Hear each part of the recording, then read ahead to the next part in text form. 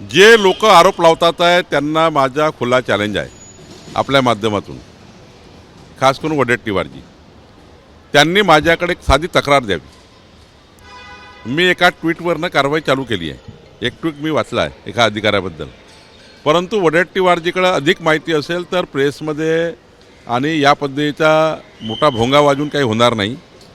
त्यांना जर खरी चौकशी पाहिजे तर तपास माध्यमांना किंवा सरकारला किंवा मुख्यमंत्र्यांना त्यांनी कळवलं पाहिजे. कुठले अधिकारी यामध्ये इन्व्हॉल्व आहेत त्यांचा पर्दाफाश केला पाहिजे. त्यावर सरकार गंभीरपणे काम करेल, कारवाई करेल. पण नुसता मीडियामध्ये बाईट द्यायचा, मीडियामध्ये प्रसिद्धी मिळवायचा असा उद्योग करू नये. खरातचा प्रकरण सेन्सिटिव्ह आहे. आपल्या कुठल्याही बोलण्या चालण्याने इन्क्वायरीवर दबाव येऊ नये, चौकशी यंत्रणावर दबाव येऊ नये याची काळजी वडेट्टीवारने घेतली पाहिजे. आणि अशा सेन्सिटिव्ह प्रकरणामध्ये खूप बाईट न देता तुमच्याजवळ काय पुरावे आहे, कुठला महसुली अधिकारी यामध्ये इन्व्हॉल्व आहे याबद्दलचा एक पत्र वडेट्टीवारजींनी मला संध्याकाळपर्यंत किंवा उद्या पण दिला पाहिजे. मी त्यांची वाट बघेल. फॅमिली शेअरिंगपर्यंत नाही, मला वाटतं असा वाईट बोलून काही फायदा नाही कुणा अधिकाऱ्याबद्दल. कुठल्याही अधिकाऱ्यांचा त्या ठिकाणी त्यांच्या परिवाराबद्दल असा बोलून चांगला नाही. त्यांच्याबद्दलची विश्वासार्हता घरामध्ये कुटुंबामध्ये खराब करणं योग्य नाही. वडेट्टीवारनी जे काही असेल तर गोपनीय माहिती सरकारकडे दिली पाहिजे. अशा पद्धतीचा आरोप लावून वडेट्टीवारनी प्रशासनाच्या एकंदरीत विश्वासार्हतेबद्दल या ठिकाणी असे उद्योग करू नये. मोहित कंबोजेंच्या मुलीच्या बर्थडेला मुख्यमंत्री गेले, उद्धव ठाकरे गेले, अनेक मोठे नेते गेले. काय फरक पडला? असं आहे, मोहित कंबोजी यांचे सर्वांशी संबंध आहे. पारिवारिक कार्यक्रमात सर्वच जातात आणि मी जाणार होतो काल, पण मला विमान नाही मिळालं. त्यामुळं मोहित कंबोजीचे जे काही उद्योगपती म्हणून रिलेशन आहे सर्वांची रिलेशन आहे. माननीय अडाणी असतील, माननीय अंबानी असतील, हे लोकांकडे आपण जातो. एखाद्या छोट्या कार्यकर्त्याकडे गेलं तर काय बिघडला? जवळीक तर कुठे तयार होत नाही असं. कशाला जेवढी काय याच्यामध्ये? तुमच्याकडे वाढदिवसाला आलं तर जेवढीक तयार होतो का? पारिवारिक संबंध तयार होतात. पारिवारिक संबंध आहेत. पारिवारिक संबंधातनं कोणी कोणाकडे जातं याचा अर्थ राजकारणाचा दूर संबंध नाही राहत. तुम्ही कार्यक्षम मंत्री म्हणून तुमच्याकडे पाहिलं जातं. ज्या पद्धतीनं महसूल अधिकाऱ्यांवर आरोप लागतात, तुम्ही स्वतःहून या सगळ्या प्रकरणाची दखल घेऊन नाव दिलं पाहिजे ना. माझं काय म्हणणं आहे, तक्रार द्या ना. त्यांच्याकडे काही अधिक पुरावे असतील तर दिले पाहिजे ना. आजच्याच कारवाई करू, पण पुरावे द्यायचे नाही. नुसत्या या ठिकाणी मीडियाच्या माध्यमातून आरोप करायचे.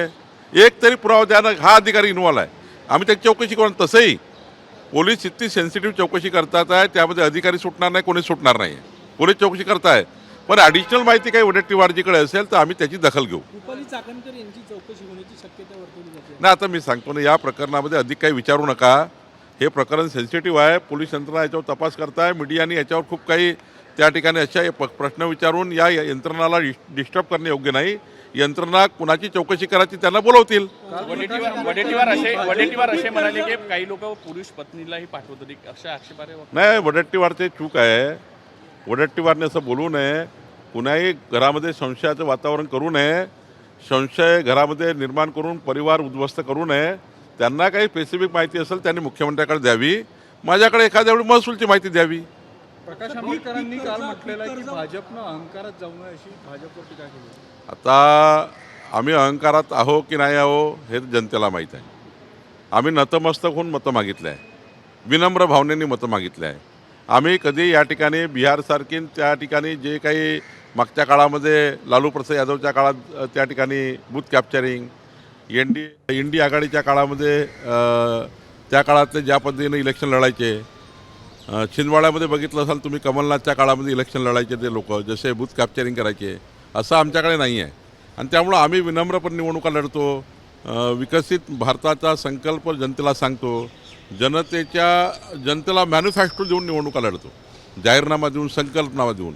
आणि 5 वर्षात निवडून आल्यानंतर आम्ही आपला जाहीरनामा पूर्ण करतो म्हणून लोक आम्हाला मत देतात. आम्ही कधीच त्या ठिकाणी दमदाटी करत नाही किंवा कोणाला प्रलोभन दाखवत नाही. हा धंदा काँग्रेसचा आणि त्या बाकी लोकांचा आहे. प्रकाश आंबेडकरजींचा पासून घेतला पाहिजे. खताचा तुटवडा, खताच्या किमती वाढेल म्हणून शेतकऱ्यांमध्ये भीती आहे. काही वाढणार नाही. चुकीच्या पद्धतीने काहीतरी मीडियामध्ये, सोशल मीडियामध्ये पसरवलं जात आहे. सिलेंडरबद्दल पसरवलं जात आहे, गॅसबद्दल पसरवलं जात आहे, LPG बद्दल पसरवलं जात आहे, पेट्रोलबद्दल, डिझेलबद्दल पसरवलं जात आहे, खताबद्दल पसरवलं जात आहे. कुणालाही घाबरण्याची गरज नाही. सरकारचं पूर्ण लक्ष आहे. खताच्या साठेगिरीवर लक्ष आहे. कोणी साठेगिरी करू नये यावर लक्ष आहे. कुठलाही दुकानदार साठेगिरी केला तर सोडणार नाही. मी स्वतः काही दुकानं चेक करणार आहे. त्यामुळं कुठल्याही परिस्थितीमध्ये साठेबाजी होणार नाही, शेतकऱ्यावर फटका बसणार नाही. भाजपचे